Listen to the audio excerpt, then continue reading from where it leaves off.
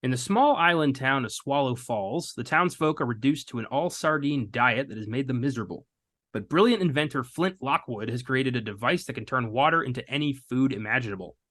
When it blasts off into the atmosphere, it causes food to rain from the sky, which is great at first, until it converts the weather into food-related disasters that threaten the entire world. All this and more in the 2009 animated comedy Cloudy with a Chance of Meatballs. I'm Connor Eyzaguirre. I'm Colton Jenkins. And this is Filmgazm.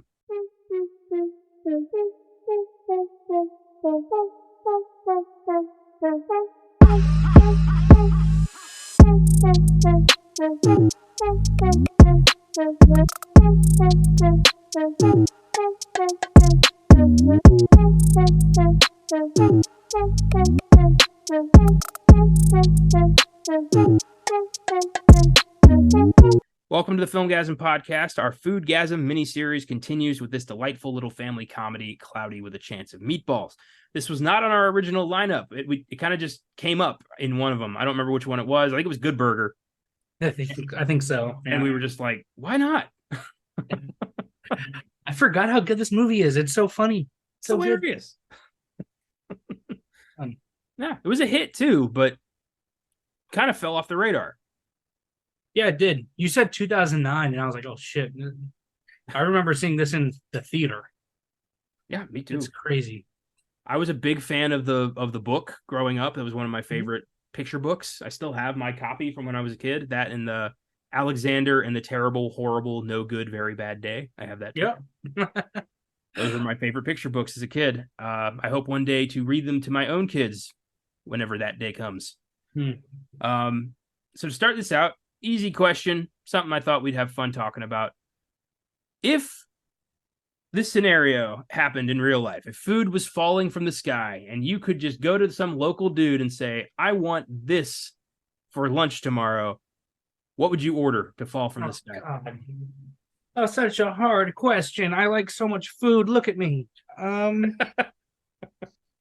Well, right off the bat, we can finally eat chicken and lettuce again because they're not going to kill us. Pretty mutated. I don't know if that's true. That's fair. That's fair. I feel like the cancer in this town is about to skyrocket. Oh yeah. Honestly, like I'm a real big soup guy. I love like pho and ramen, but I don't think that would be very like easy to fall from the sky. I think I'm just gonna go with the classic pizza. You can never go wrong with pizza. New York style pizza. New York style pizza from the sky. I always wonder, like, how is nobody getting burned by all this food? Like, is it coming out hot? No one's getting burned. I was sitting there watching this, and during when it snows ice cream, I was sitting there and I was like, I caught myself because I was like, this is so fucking unrealistic. You're telling me he changes the weather to make it cold enough so the ice cream doesn't melt. When it does melt, it's going to be disgusting, sticky, and just rotten ice cream all over the place. And ice cream doesn't have the same consistency of snow. So you're all just sticky now. Disgusting. Well, maybe it's like snow cones. But then it's not as good as ice cream. Well, that is one of the many unrealistic moments of this movie. Yeah. Sony needs to get their shit together. Okay. I think it's amazing that more people aren't killed by food falling from the sky at like 300 miles an hour. Yeah. Or burning them. Or, yeah, that's like, if a piece of pizza fell on my face from the sky, first off, the impact is probably going to kill me. And if it doesn't, I'm going to get third-degree burns. Yeah. When he makes breakfast like the first morning and it rains orange juice, what if that gets in your eye?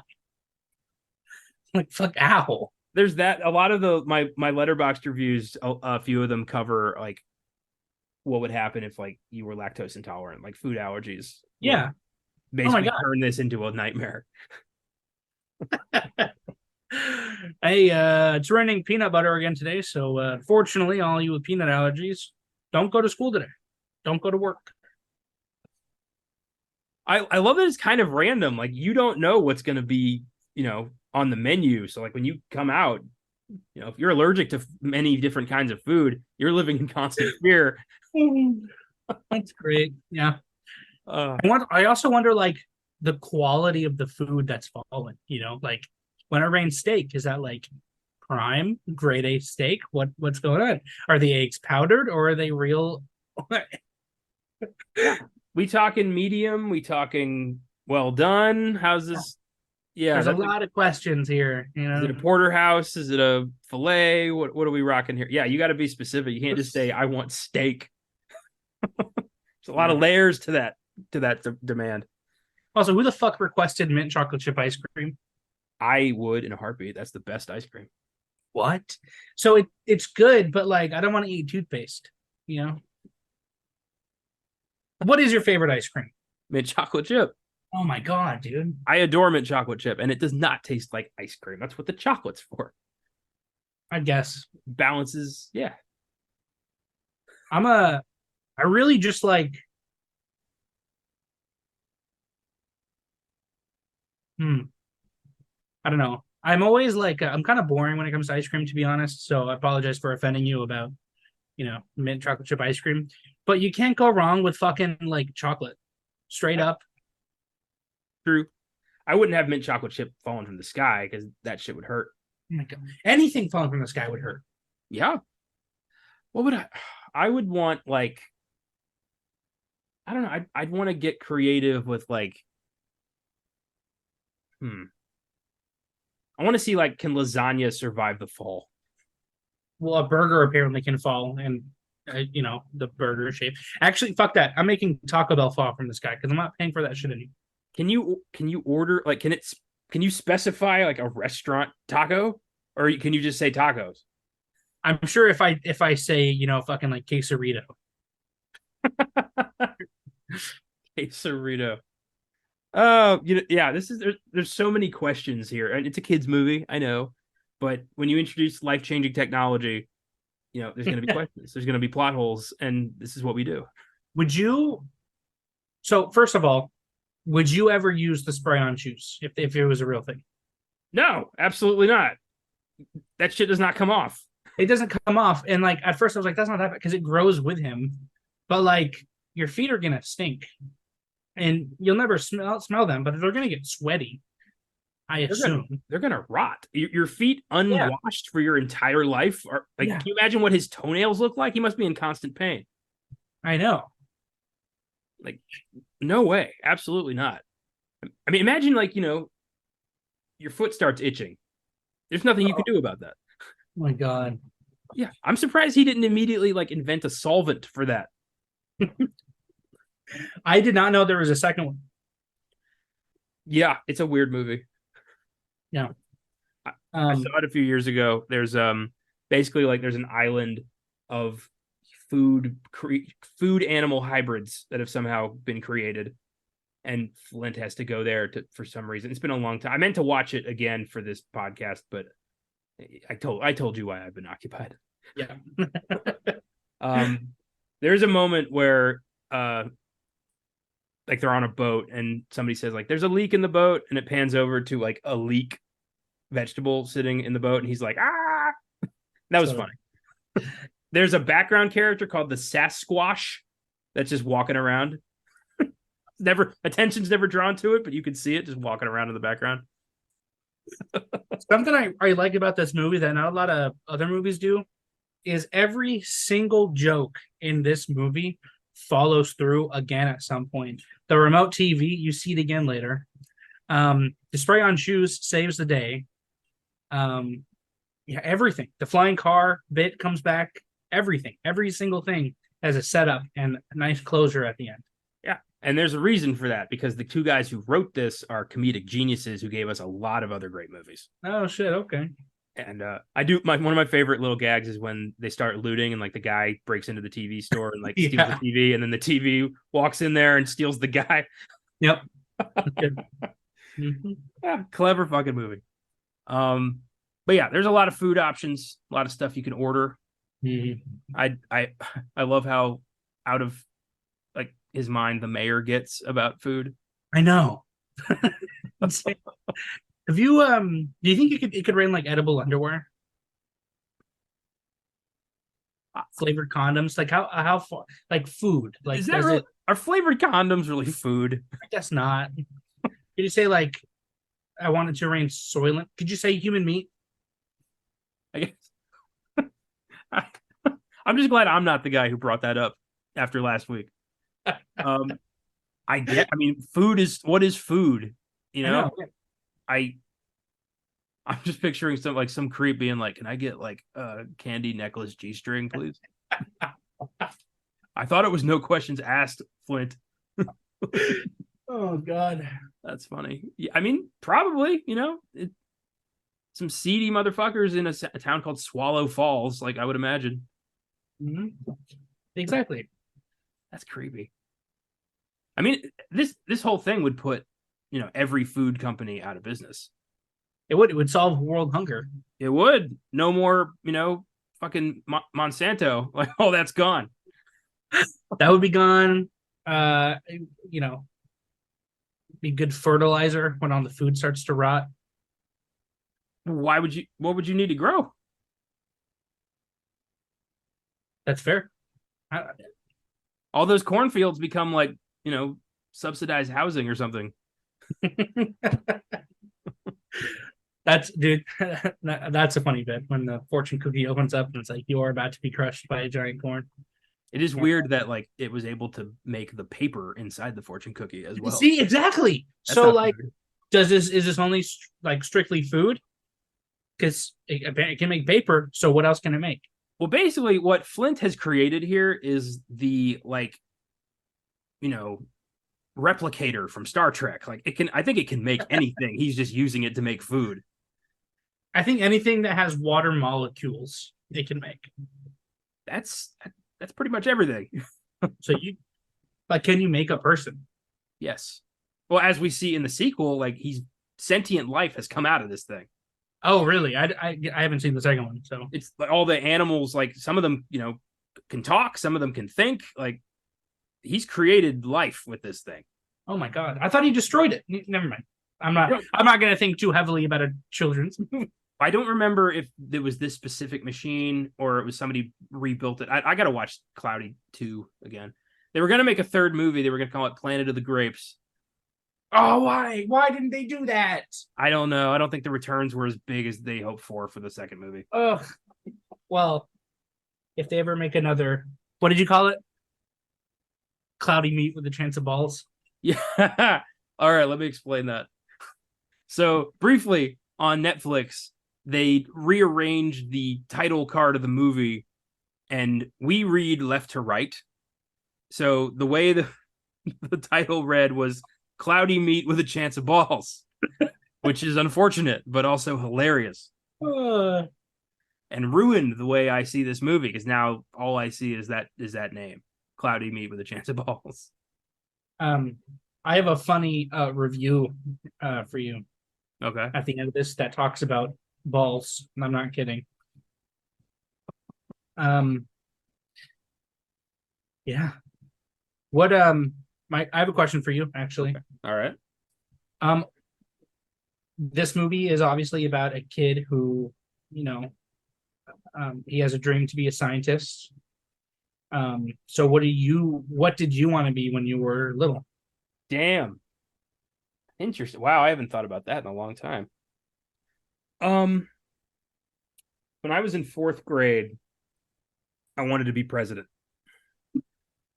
I so my fourth grade teacher, guy named Mr. Novinger, had these giant, like poster-sized flashcards of the presidents, just pasted around his classroom. And we did a unit on history, and I became fascinated with the president. I thought the presidency was the most noble position you can have in the world. That the person who becomes president is chosen because he's the smartest. He's the man with the plan. Like to be president, you had to be somebody. You had to have something that no one else had. And it took a few decades until I learned that was absolute horseshit. But at the time, I became obsessed with history, and I thought, like, I want to be president. I could do a good job. And he he encouraged that, and he gave me those flashcards. He gave me the whole stack of the posters, and I put them around my bedroom like they were, rock stars. I was fascinated, and that fostered a love of history that I still think I'd be a good president, because apparently all it takes to be a good leader in these days is basic human decency and medium to high level intelligence. That's all I ask for. Well, people don't want decent human leaders anymore. So, well, as George Carlin once said, if you have selfish, ignorant citizens, you're going to get selfish, ignorant leaders. Garbage in, garbage out. There you go. I read I've read so many books about these guys now where I learn like, oh, so and so bribed his way to the top, so and so cheated on his wife all the time, so and so was a terrorist, so and so was a racist, and it's just pretty demoralizing. Like if fourth grade Connor found that out, I don't know where he would be now. You can't, they were my heroes, all of them, because I thought they were all I thought they were all the cream of the crop of America's best and brightest. Turns out nowhere even close. No, not at all. None of them. They all had dark secrets. They were all scumbags in some capacity. All of them. Yes. That is funny. Yeah. Awesome. What about you? What did you want to be when you were a kid? I still don't know what I want to do with my life. But I've always wanted to create stuff. I've always either wanted to make movies, or I've always wanted to be a chef. I've always, ever since I was little. Beautiful. I love that. I didn't really start pursuing creative outlets till I was in ninth grade. Oh, but that was when I got. Actually, yeah, you know what? Fine, I'll tell that story. In eighth grade, I was assigned a paper in my English class. We had to pick an element out of a hat and write a story about that element. And that choice, like my pick of the element, was one of the most significant decisions in my life. I didn't realize it at the time, but I grabbed completely random sodium, and I created a superhero story around a character called Sodium Man, who was this dude who was walking down the street, and then a salt truck was coming this way, and a toxic waste truck was coming that way. And through an accident of some sort, he got splashed with both. Boom, sodium powers. And I wrote this essay. I got a B. My friend, I still hate him for this. I'm not friends with him anymore. Like when I moved to Texas, I pretty much cut off contact with everybody from Maryland. But this guy aped my story completely, changed the element to neon. He got an A, and that really pissed me off. But there was nothing I could do with it. Yeah, my story was better. I cared. I cared so much. I started writing more Sodium Man stories in my spare time, just like Sodium Man fights aliens. Sodium Man fights this giant, and eventually I dropped the name Sodium Man and started calling the guy Rock Salt. Oh, nice. Yeah. And then I wrote a series of novels about rock salt, turned these short stories into a 6-book series I wrote in high school. And then that showed, like, through that, I was like, oh, I want to be a writer. This is so much fun. I came up with my vampire story. I wrote my 3 vampire Western novels, and I never looked back. So that decision to pull that, the randomness of pulling sodium out of the hat completely changed a huge part of my life, made me find some kind of creative outlet that I still pursue to this day. I'm writing my 4th vampire book right now. Hell yeah. Yeah. You never know where the big moments of your life, you don't know they're happening till they happen. Yeah, for sure. Yeah. What were his powers? He could fly because super strength. He could blast like salt spikes out of his hands. He could like make a big one to use as like a sword.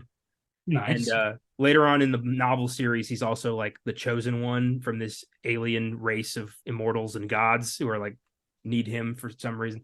It got convoluted as hell. There were Russian gangsters, there were snake people, there were aliens, he went to hell at one point.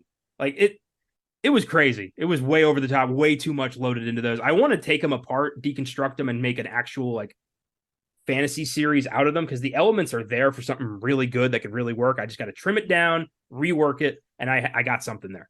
There you go. Rock Salt's going to be something someday, just without, he's got to go. No one's going to take a Salt superhero seriously. That's got to go. He'll be the new Iron Man. At the time, I was very protective of it. I was like, this is the greatest thing ever. This is my thing. He's going to be fighting with Batman one day. Like, I was very convinced that this was going to be something. It's great. Oh, I haven't thought about Sodium Man in a long time. Thanks for that. No problem. That was a good question. So let's talk meatballs. Okay. I don't know why I say that. It made me laugh. God damn it. Okay. Favorite pork? No, I'm more of a turkey meatball. Oh, okay. All right. My mom, when I was a kid, my grandpa can't eat red meat or won't eat red meat. I don't know. He's been kind of vague on that. Mm-hmm. And she started using ground turkey instead of ground beef. And to this day, I've been eating ground turkey for like my entire life. So like ground turkey tacos, ground turkey meatballs. Like I can't really do ground beef anymore. Yeah. Nothing wrong with a turkey ball. No. Turkey balls. Thanksgiving's built on turkey balls. There you go. Yeah. When you order like a living being, like if you order a turkey from Flint's machine, does it come down prepared? Like, or do you have to rip the guts out? Like, how does that work? Well, the chickens were roasted already. The chickens were roasted and alive, and that is some of the scariest shit I've ever seen in a kid's movie. We're gonna talk about that later. Okay. This film is loosely based on the 1978 children's book of the same name by Judy and Ron Barrett. It was followed by two sequels, Pickles to Pittsburgh in 1997 and Planet of the Pies in 2013. I didn't know that. I thought it was just the one book. I read this all the time as a kid. Some of the scenes from the book were replicated in the movie, such as the spaghetti tornado and the giant pancake falling on the school. Oh. The books, there's no Flint Lockwood. Like, all of that came out of the screenplay. Like, the book is a grandpa telling his kids a story about this magical town called Chew and Swallow where food falls from the sky. It was like, I'd live there. It's like 10 pages long, and they turned it into this crazy ass movie. The film was first developed in 2003 when newly created studio Sony Pictures Animation announced their first animated slate, and this was one of the films. Phil Lord and Christopher Miller were brought in to write and direct. If you recognize those names, you may know them from 21 Jump Street and the Lego Movie. Okay, that makes sense. Yep, these guys are hilarious motherfuckers. 21 Jump Street. I still to this day say, my name's Jeff, all the time. I say that all the time. Both those movies are hysterical, and I really hate that we never got the third movie, which was going to be them joining the Men in Black. Oh, what? Yeah, it was going to be called MIB 23. Oh, man, that would have been so fucking good. Wouldn't that have been just the best? Oh, my God. Like Will Smith Men in Black or just the Men in Black? I don't think Will Smith was going to be there. It was going to be, I think they made Men in Black International instead, and that tanked so hard. Any ideas for Men in Black pretty much got scrapped. God damn it. That sucks. I still haven't seen that. I know it's going to suck. I have no desire to watch it. And I love that the sequel, like 22 Jump Street, is good because it makes fun of the fact that it's a sequel and they're doing the same thing again. Yeah. So good. And it's got its own jokes, like the whole thing with Jonah Hill accidentally hooking up with Ice Cube's daughter. Yep. Oh my God. Just Cube glaring at him the whole time during Parents' Day.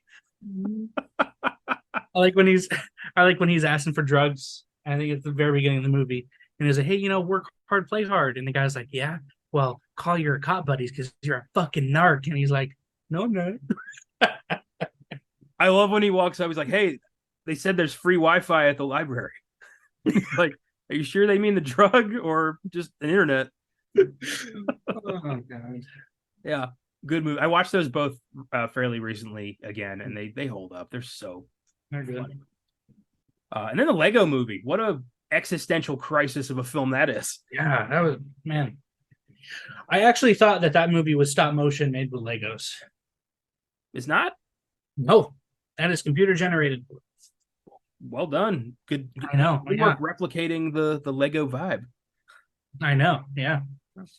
I watched the second one for the first time about a year ago, and that movie was fucking delightful. Really? Yeah, I really liked Lego Movie 2. I heard it was bad. I enjoyed it. I haven't seen the Ninja one, but I've seen the two regular ones and the Batman one. The Batman one's my favorite by a lot. But I thought this was cool. I love the bad guy was really creative. The story was neat. I was in. Hmm. But yeah, these guys they were supposed to do Solo, the Star Wars movie. Oh. But I guess it was too funny because Lucasfilm or Disney fired them and brought Ron Howard on to course correct. And the movie was, good. I liked it, but I would have loved to have seen what these guys did with it. That fucking sucks. That would have been great. That would have fit Han Solo so perfectly. Right? Yeah. He's a sarcastic douche before he meets Luke. Like, that's the whole point of the guy. He's a smuggler who shoots first. So, yeah, that would have been sweet. Well, apparently that happens to them a lot because a year into pre-production, they were fired from this movie due to creative differences with the studio. Then their replacements were also fired. So they were then rehired in 2006. Oh my God. Amy Pascal, the head of Sony, has a history of being pretty stubborn with her productions. And she nearly fired them again. Like, they had such a difference of opinion on this movie. And she's the one who was largely responsible for the whole Spider-Man fiasco with Marvel. Wow. Like, her email came out where it was like she was saying some pretty nasty shit about certain studios. Like, it was bad. I'm surprised she still runs that place. She still does today. Yeah, I think she's still head of Sony. Let me find out. Amy Pascal, American film producer and business executive. She served as she got dropped in 2015. Ooh. The leak uncovered multiple emails from Pascal, which were deemed racially insensitive. She left Sony, and Pascal later admitted she was fired from the company. Well, good for Sony for dropping the dead weight. Now, if you could only figure out what the fuck you're doing with Spider-Man's Rogues Gallery, and we can all be happy.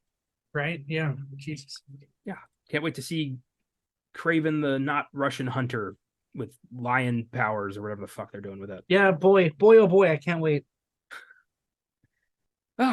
So Miller and Lord came back on, did their thing, tweaked the screenplay a bit to satisfy Amy, and Cloudy with a Chance of Meatballs was born.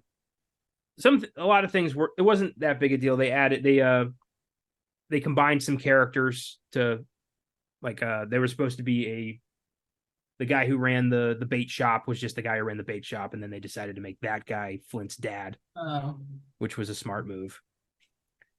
The film was a big success, grossed $243 million on a budget of $100 million, has an IMDb score of 6.9, Rotten Tomatoes score of 86%, audience score of 72%.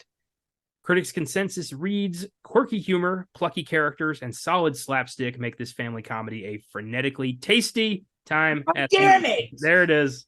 Food pun. We got a food pun. We went 2 movies without a food pun.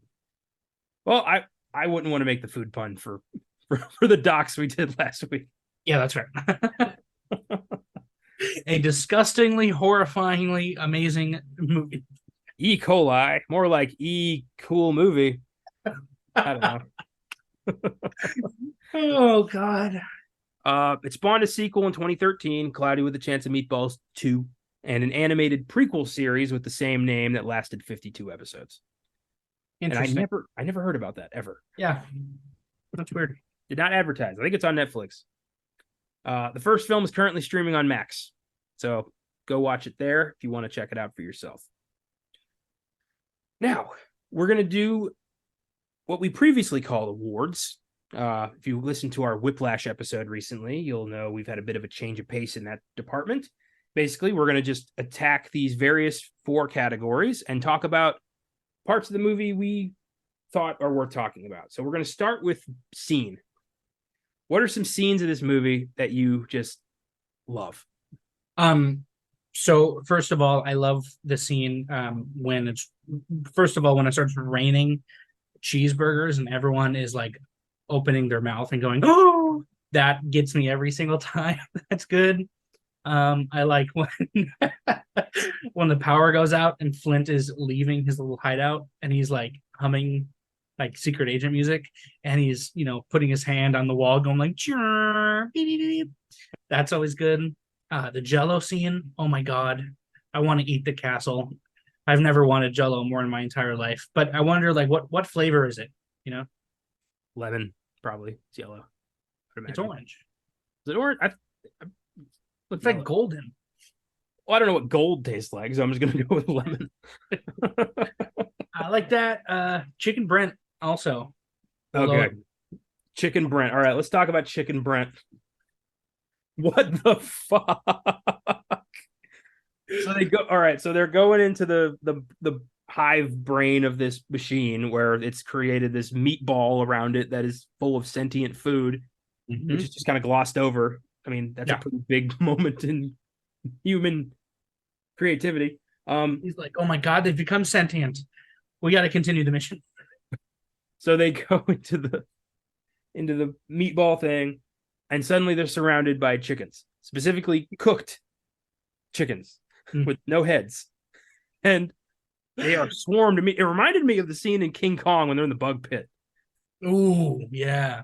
Like this is the kids' movie version of that. It even unfolds in a similar way. Yeah, kind of does. Yeah. Brent, this complete fucking moron who used to be the pride of Swallow Falls when he was the sardine kid, just randomly gets eaten by one of these fucking giant chickens. I love he's like, I think they're kind of cute. This one just walked right up to me, and then he just gets eaten immediately. Andy Samberg, fucking well done. We'll get to performances, but wow. And that's not the end of this crazy ass scene. They start getting swarmed, and the chicken that ate Brent starts spazzing out in a very strange way. It collapses on the ground, and Brent emerges from the head hole, takes control of this chicken body, and starts kicking ass as the newly christened Chicken Brent. I like how he goes, he's like, oh, as he's becoming the chicken. It's such a weird, like, how do you explain that to somebody who's not seen this movie? Oh, the guy just becomes a chicken man and embraces it as his new identity. And he, like, is a hero now as Chicken Brent, which is such a... How do you pitch that shit? And then in the second movie, he's wearing a plastic chicken costume the whole time. Is he really? He continued to save people as Chicken Brent. Oh my god, dude. What does he say? He's like, I'm not Baby Brent, I'm Chicken Brent, and I'm finally contributing to society. It's so I mean, he does kind of become a hero. He does actually help, but it is weird that that's what it took. Yeah, to become a chicken. Chicken Brent. It's so the more I think about it, the less sense it makes. It's so nuts. Did he like eat the insides? Is he just wearing like chicken skin, or is he like crouched down in there? Because how is he walking? Because his feet aren't in the bones. What happened to the sentient chicken being? Like, what happened to that? Did he like absorb its brain power? Like, what it's basically like if you climbed into an animal and then just like took over the animal. Well, I think climbing into an animal like that would kill it. So I can see how that would work, but then it would like rot around you. And that is an idea for a horror movie that needs to happen. It looked like the way that chicken died looked terrifying and painful and really freaky. Yeah. Yeah. So, all right. Chicken Brent. What a goddamn. Some scenes I really liked. I love the snowball fight randomly that Flint gets into. When he loses his mind and he's like, and it turns into like Call of Duty. Like he throws him at a kid's head at one point, and the kid like collapses like she was shot in the fucking head. I don't know if you could do something like that today. No, he went into a random person's house. Yeah, that was a home invasion. And then the lady gets a face full of mint chocolate chip ice cream. She falls down and then she starts laughing. I wouldn't laugh if a psycho broke into my house, threw ball of ice cream at me and then ran out. I'd call the police. The one policeman. Earl. One of my favorite visuals is right when Flint is hooking up his machine, and you just see Earl like bolting towards him in the background, like the fucking T-1000. Did you notice? This is the first time I noticed, but when he's carrying the sandwich raft and he jumps through, I think it's a chip that he jumps through. It's Mr. T's like logo. It's like the T. I didn't notice that. That's great. Yeah. That's fantastic. I love that they got Mr. T to do this. I know. He did not reprise his role in the sequel. I think it's Terry Crews in the sequel. Well, Terry Crews is also good. Yeah, he's hilarious. So there's one moment. I don't know why this had me laughing so hard, but the mayor basically deep throats a 3-foot hot dog. Yes. I mean, this guy could have an OnlyFans for some really fucked up weirdos. I was watching this with Caitlin, and when that happened, I looked over and I was like, God damn, I need to find this guy. The throat goat has been found. I think it's more of a scene, but when he's trying to more of a line, but when he's describing how the machine works, he's like, it's called the Flint Lockwood something something, and then he's like, or for short, the Flint is fur. That's always good. I love his letter by letter pronunciation. Flint defer.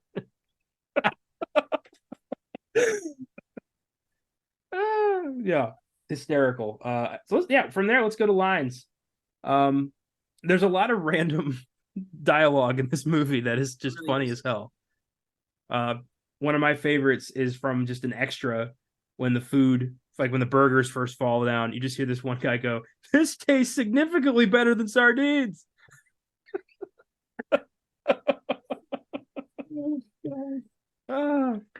Yeah, awesome.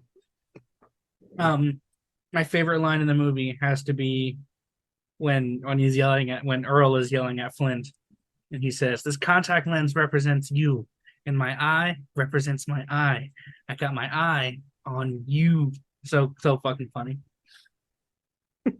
I love how this town hates him so much because he just is a disturber of the peace.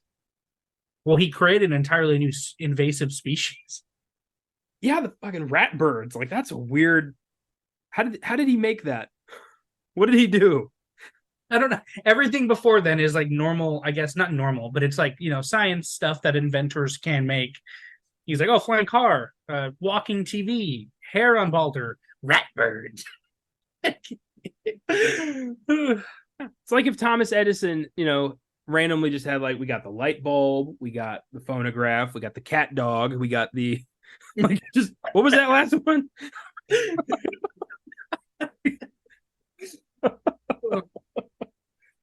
Oh boy.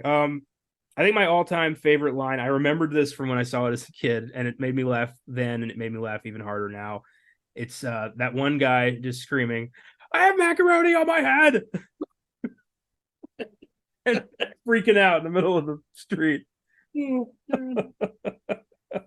I like when she's when they're sitting in the Jello castle, and she's like, "I too was a nerd," and he's like, "Two?"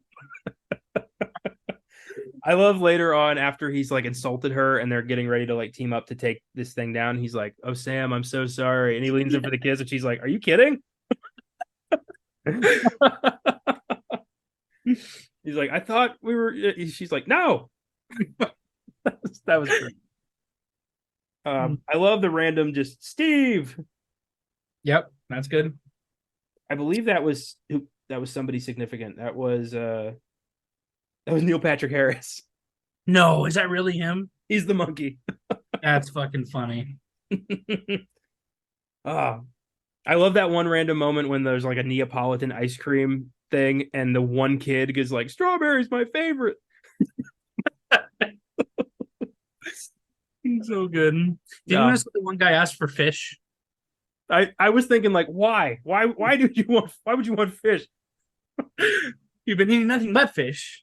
I mean, granted, not every fish tastes like sardines, but be specific. There's hundreds of millions of fish. Yeah. You can't just order fish.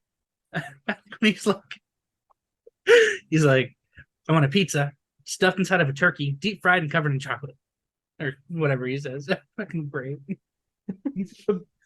I love randomly we get that another like follow through on a joke when there's that one dude just like, oh, that's one big mare. Yeah. Now he's like 500 pounds. Yeah. I always love when they're like coming out on the sandwich boats and he steals one and then just like tips over in his rascal and starts eating the fucking sandwich. Oh man, it's so good. Oh, this thing was great. I love this movie. This is hysterical. Let's talk performances. Well, let's say performances. Let's talk a little bit about the music.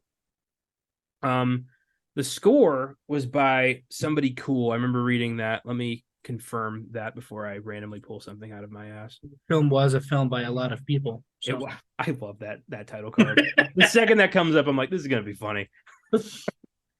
Mark Mothersbaugh of Devo. He's the composer. Oh shit. Yeah.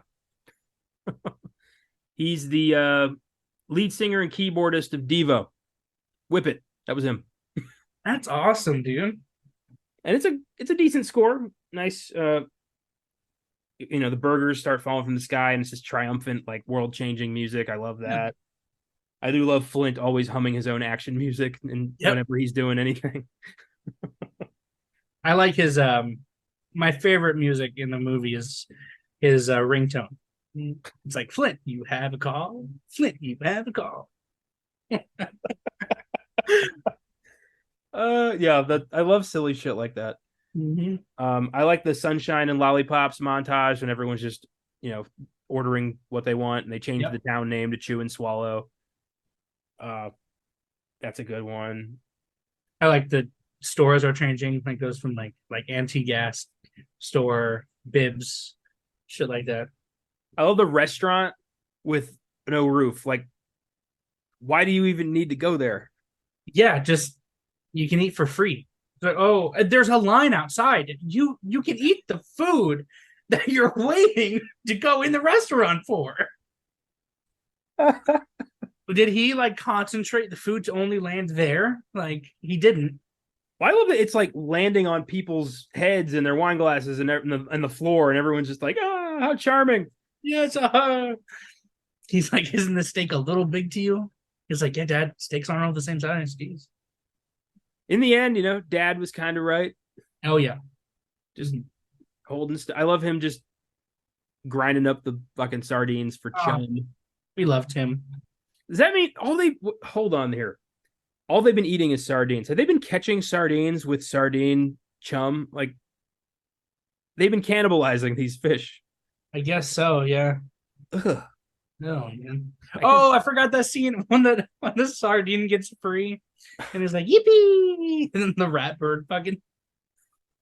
In the end, the rat birds save him. Yeah, it's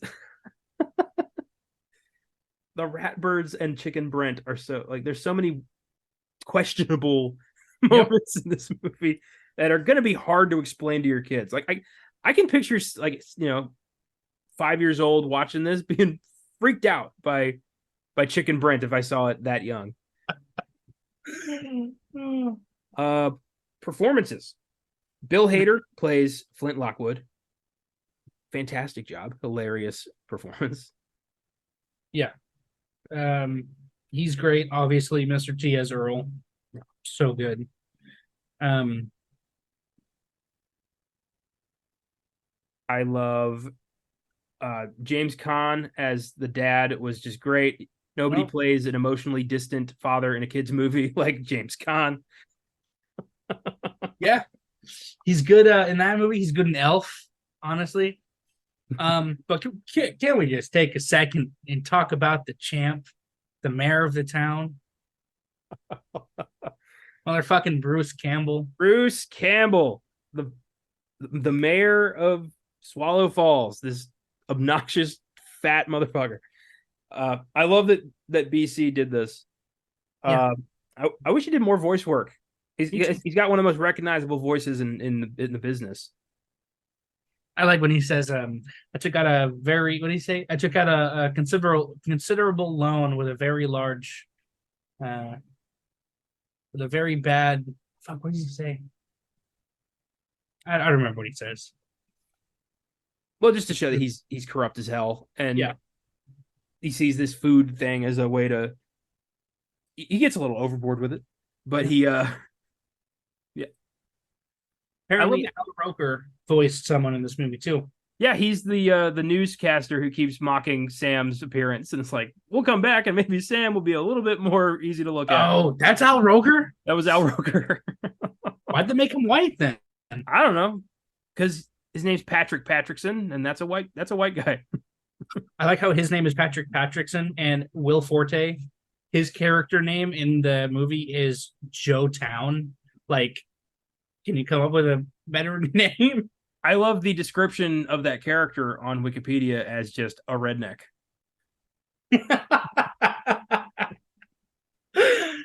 Yeah. Anna Faris, great job as Sam Sparks. I thought her and Bill Hader had good vocal chemistry. Not easy to do with just a voice performance. They really did, yeah.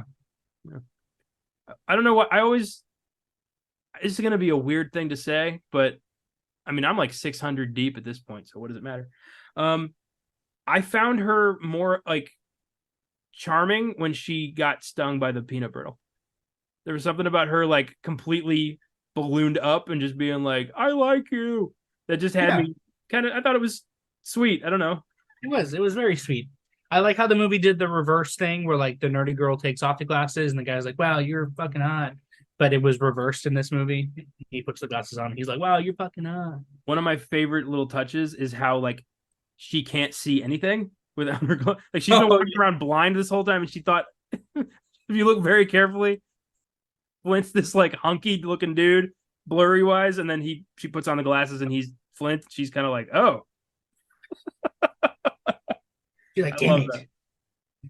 The things we do to look appealing, like she's been blind for awful God knows how long because somebody called her a nerd when she was a kid. I love Manny. That whole character, the like inexplicable master of everything, Manny. Mm-hmm. He's like, oh, I'm also a particle physicist. I'm like, really? He's like, no, that was a joke. I'm also a comedian. I think Andy Samberg nearly steals the show as Brent. Oh yeah, just obnoxious, just like, what? You're gonna let him in? But he's a nerd. He's a nerd. I like when he takes his clothes off at the rally and he's like, oh, and everyone's like, boo, put your clothes back on. I love when he somehow takes the diaper off when he becomes Chicken Brent. Yeah. God damn it. Well, yeah, everyone excels in this movie. If you had to pick one person who just wins the movie, who would it be for you?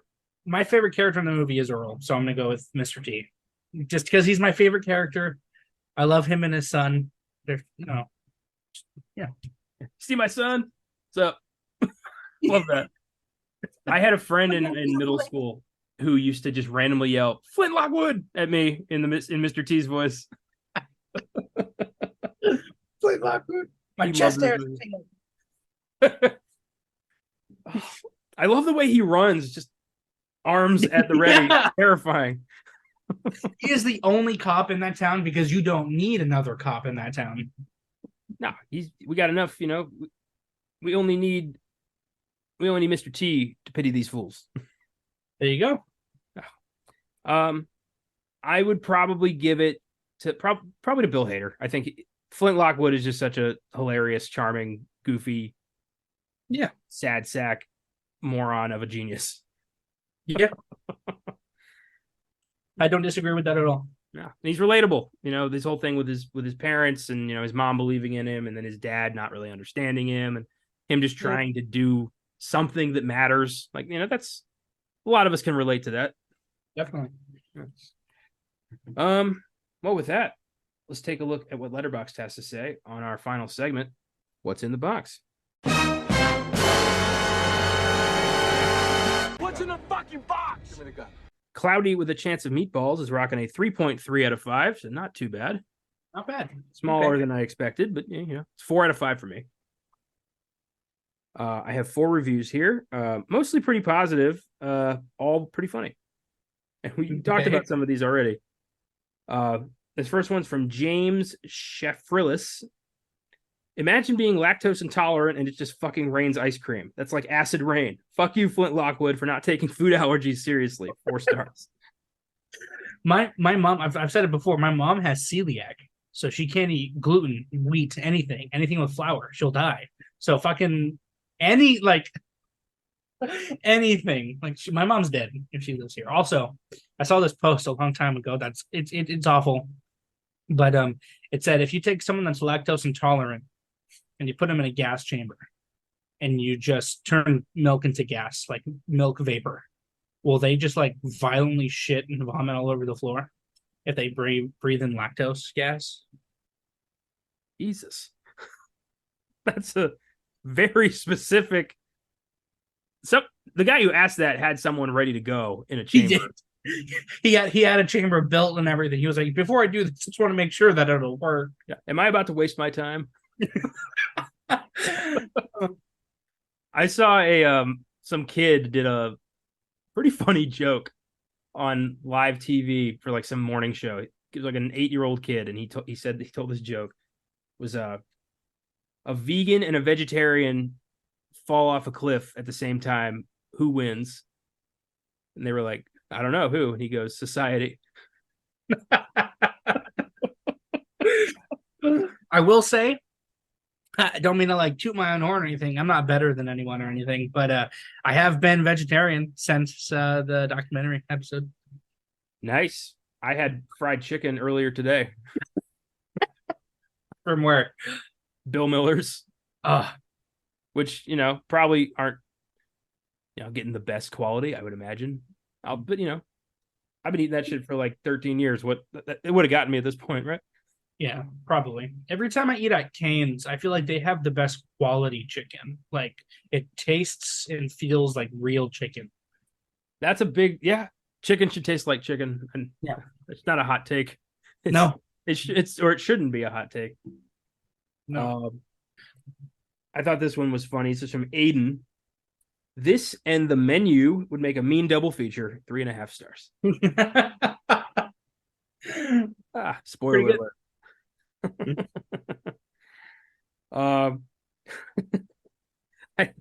I read this and I had to compose myself because it made me laugh so hard. This is from Sarah. Imagine you're just walking down the street and you get knocked the fuck out by a giant slice of pizza or something. 4 stars. That's a legitimate fear you got to deal with. You know, when it's feeding time, you got to make sure, like, how much property damage is Flint responsible for? Insurance companies, dude. It's like, well, you have hot dog insurance. You don't have taco insurance. I can't. I'm sorry. That would 100% fucking happen. Yeah. We can't compensate you for active hot dog. Yeah. Look, you're covered for when the nacho cheese is still molten, but when it hardens around your car, there's nothing we can do. That is and this last one's from Lordly Kicker. The line delivery of cheeseburger from the Filmgazm lives in my mind rent-free and is one of the most iconic lines in all of cinema. 3 stars. Cheeseburger. All right. Who voiced the machine? I think I know who it was. Let me see if I was right. All right, I'm not finding it. But it sounded so much like Chris Parnell. Oh, fuck yeah. Yeah, Jerry from Rick and Morty. It sounded like him, but I can't confirm. Oh, yeah. Yeah, I wouldn't be surprised if that was him. I got a couple funny 1-star Google reviews. You want me to read? Sure. All right. So this one is from Hele Despro. It says, I thought it was funny. Too much meat in this movie. Forgets vegans exist. 1 star. Are you fucking kidding? This is why I can't handle those big. Just eat your celery and shut the fuck up. I know, exactly. This one's from Oscar. It says, food doesn't actually fall from the sky. 1 star. What? Are you telling me this movie lied to me? Okay. This is the one I wanted to read. It's so fucking funny to me. I don't it doesn't have a name. It's 1 star, but it says, just recently watched this again with my 8-year-old son, and it did not live up to my expectations. The Jell-O castle has haunted me since we watched the movie. My son has been taking Jell-O packets out of the pantry and is trying to turn them into a castle. The mess around my house has been insane. Along with this mess, my son has made a new favorite phrase out of the movie. The phrase is, "Those balls are huge. I'm so horny." He's talking about the giant meatballs that fall from the sky. The scene made my child horny and gay. We are Christians, so that is very unacceptable. I did not know we would see meatballs fall from the sky. The title should have warned me as a parent that this would have been a possible outcome of seeing this movie. Finally, the way they promote diabetes throughout the movie is really harmful to young children. They are ordering all this junk food and their parents are okay with it. For example, the mayor of the town is literally triple the weight he was because of the machine. There is no way that this is healthy and that he did not get diabetes. So this movie is going to start bad eating habits and raise children diabetes by 2,000%. 1 star. Jesus, there's a lot to unpack there. Oh. I don't see how it made your kid horny. Clearly, that's a troll. But, Jesus. I don't agree with the whole, like, this will encourage kids' eating habits, to get worse. It's like, you're the one buying their food, parent. Exactly. So don't buy them a box of Twinkies and we won't have that problem, will we? Exactly. But my child is asking for it now. Okay, say no. Yeah, that somewhere along the line, that became something you can't do, like telling your kid no. Yeah. Like, that's how you create sociopaths. Kids need to be told no a lot. Yes. Not like, smack them with a belt. Don't do that. But firmly like, no, we're not doing that. They're not king of the world. They need to know that early, or else they're going to turn into, little Trumps or something. God. And the last thing we need is more of those fuckers polluting this world. No, we don't, dude. No. So weird. But hey, cloudy with a chance of meatballs. It's hilarious. It's funny. Hey. And I'm glad we decided to do this instead of what did we cut for this? I think we can say, what was it? Eating Raoul? Was that the one we didn't just do? Eating Raoul, and I think we mentioned Sausage Party, but I don't think. Yeah, that's not really. It's not. It has food in it. It's not really about food. No one's eating that food except for the orgy at the end where everybody's eating that food, if you know what I mean. You know what's funny is I saw that movie with my grandpa, just me and him. That's uncomfortable. Yeah, it was very uncomfortable. I saw it by myself and was very uncomfortable. Oh my God. Jesus. I almost didn't go. I was like, I don't want to see the food fuck movie. And then I had a friend tell me, like, you got to see the food fuck movie. And so I went and saw it and I was like, yeah, okay. That was pretty funny. It was pretty good. I wish they made like a sequel when they had like their live action people. Like food became real people. How did that do financially? Let's find out. First off, 82% Rotten Tomato score of Sausage Party. Yeah. What the 141 million box office on 19 million. This is a huge hit. What the fuck? Why isn't there a sequel? I don't know. Like at the end of the movie, when like, hey, just want to let you all know you're all in a fucking movie. You're voiced by Edward Norton. I can't believe Edward Norton did this. I really like the shit he's got, like, always, talking about quality of film and never tries not to take paycheck gigs after the whole Hulk incident, and then he plays a fucking like falafel in Sausage Party. He played a bagel. Is that what he was? I haven't seen this movie because he's Jewish. Who played the falafel then? Was there a falafel? Am I thinking of something else? It was pita bread, I think.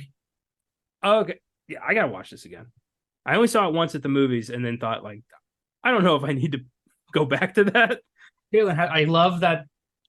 Never, I can't even talk about the movie without people getting mad.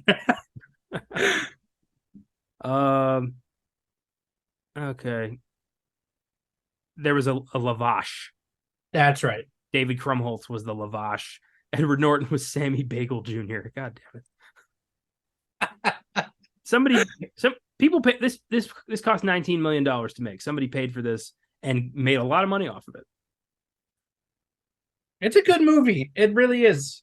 It's weird. The scene where like the douche like kills the grape juice always kind of unsettles me. He's like, I'm about to do something, and you better not tell anybody about it, bro. And he starts sucking the stick. Oh boy. He's like, if anyone asks if this happened, you better fucking deny it. I may watch that soon. No. Yeah, we cut some movies out of this thing. We toyed around with a lot of different films to do. We got two left, and they're hammers. They were like the first two we wrote down. Oh yeah, and they're both going to be fantastic. We're not going to tell you what they are because we haven't done that at all this time, just to keep ourselves safe from commitment. There you go. But yeah, we'll have more for you. 2 more in the FOODGAZM miniseries, and then we're done with this. We'll have to think of something else. This was a blast. Thanks for listening, everybody. If you like the show, follow us on Facebook, Instagram, and Twitter at Filmgazm Productions. If you want to suggest films for us to check out, you can email us at filmgazm@gmail.com or send us a message through the socials. Check out our Letterboxd accounts for daily reviews. You search for me at Connor95, and in my friends list, you can find the rest of the team. Check out the website, filmgazm.com, where I have a link to that letterbox. You can also find articles, trailers of upcoming films, and every episode of our show. If you'd like to become a monthly donor to Filmgazm Productions, click on the link in the episode description. From there, click on Support This Podcast. You can choose to donate $1 a month, $5 a month, or $10 a month, and all donations go right back into the show.